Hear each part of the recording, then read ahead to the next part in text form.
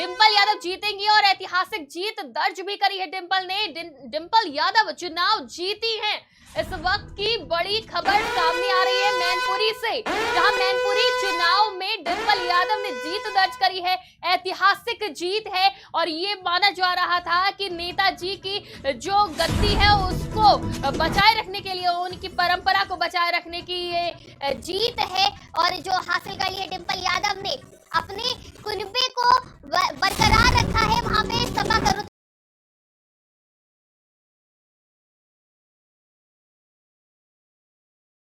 ने इस वक्त की बड़ी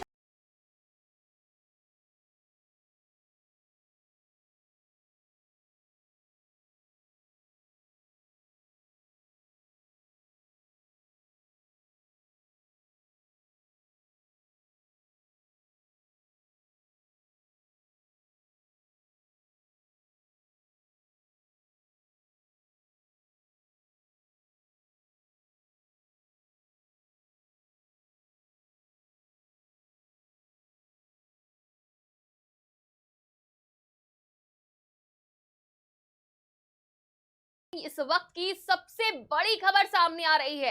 ऐसा माना जा रहा है कि एक तरफा वोटिंग हुई है और अब जब मतगणना सामने आ रही है, मतगणना के रिजल्ट सामने आ रहे हैं और ये देखने को मिल रहा है कि डिंपल यादव चुनाव जीत चुकी हैं।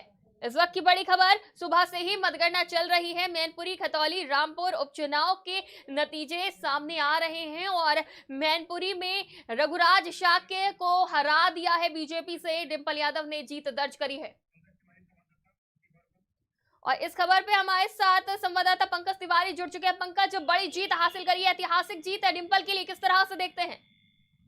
जी बिल्कुल बताना चाहूंगा कि अभी जो खबर आ रही है, डिंपल यादव ने भारी बढ़त हासिल करने के साथ साथ मैनपुरी लोकसभा उपचुनाव में जो कि जीत दर्ज कर ली है। कुछ ही देर बाद जो है कि वहां से उनको जो है कि जो लेटर जारी होता है वो एक तरह से प्रमाण पत्र उनको दे दिया जाएगा। ऐतिहासिक जीत बताया जाए 2,34,000 वोटों से वैसे ही वो आगे चल रही थी और बीजेपी ने जो कयास लगाया था कि रघुराज सिंह शाक्य को उतारकर मैनपुरी में किसी तरह कमल खिलाना है, वो कहीं ना कहीं बीजेपी की रणनीति वहां फेल होती नजर आ रही है और बीजेपी का ये इस मंसूबे पे पानी फिर गया है। वहां की जनता ने एक बार फिर से ये साबित कर दिया गया है कि जो मैनपुरी सीट है वो पारंपरिक सीट रही है समाजवादी पार्टी की, और उस पर जो है कि समाजवादी पार्टी की तरफ से जिसे टिकट दिया जाएगा वही प्रत्याशी जीतेगा। क्योंकि मुलायम सिंह यादव वहां से जीतते आए हैं और मुलायम सिंह यादव के निधन के बाद से उनकी बहू को, डिंपल यादव को उतारा गया था, तो थोड़ा कहीं ना कहीं ये कयास लगाए जा रहे थे कि डिंपल यादव के चेहरे पर तो वहां चुनाव जीतना जो है कि बीजेपी समाजवादी पार्टी के लिए कहीं मुश्किल ना खड़ा करे।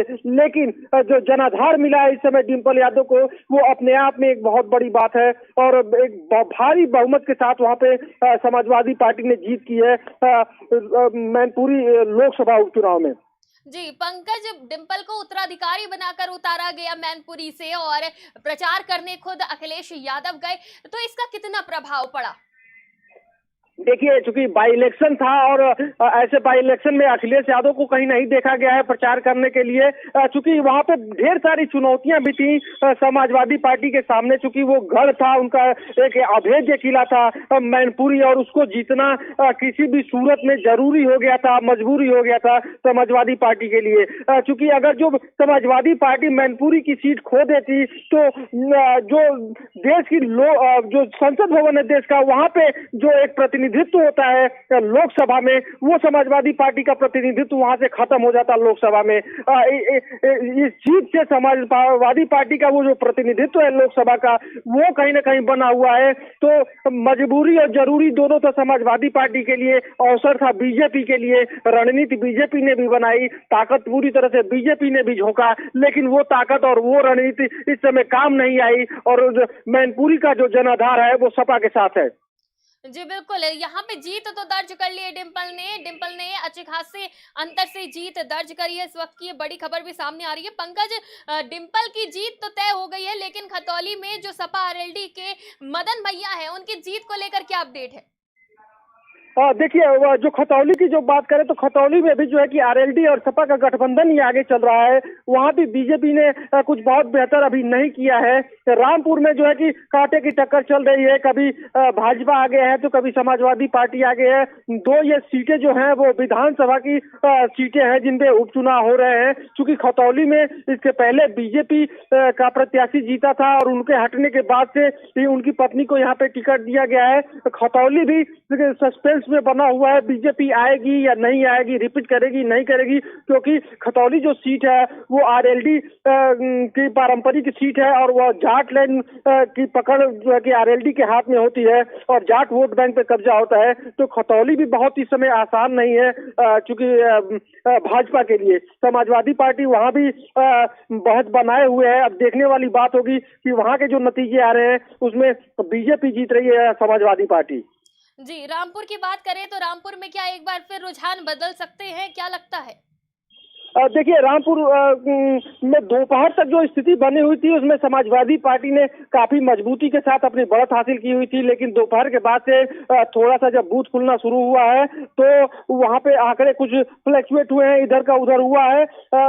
आंकड़े का चढ़ाव और उतार गणना में चूंकि जारी रहता है, कभी बीजेपी बढ़ रही है तो कभी समाजवादी पार्टी बढ़ रही है। क्योंकि वो भी सीट जो है रामपुर की विधानसभा सीट वो समाजवादी पार्टी की पारंपरिक सीट रही है। आजम खां और आजम खां के ही हिसाब से वो सीट चली है। आजम खां वहां पे बने रहते थे, लेकिन इस बार आजम खां चुनावों से दूर हैं, उनके ऊपर तमाम आरोप हैं और वो सजा याफ्ता है। तो इस सिचुएशन में चूंकि बीजेपी के पास एक अच्छा मौका था उस सीट पे कुछ कर दिखाने का, लेकिन जिस हिसाब से समाजवादी पार्टी का जो प्रत्याशी है वो सुबह से बढ़त बनाए हुए था, दोपहर के बाद जो है कि आंकड़े बदले तो कहीं न कहीं थोड़ी राहत है।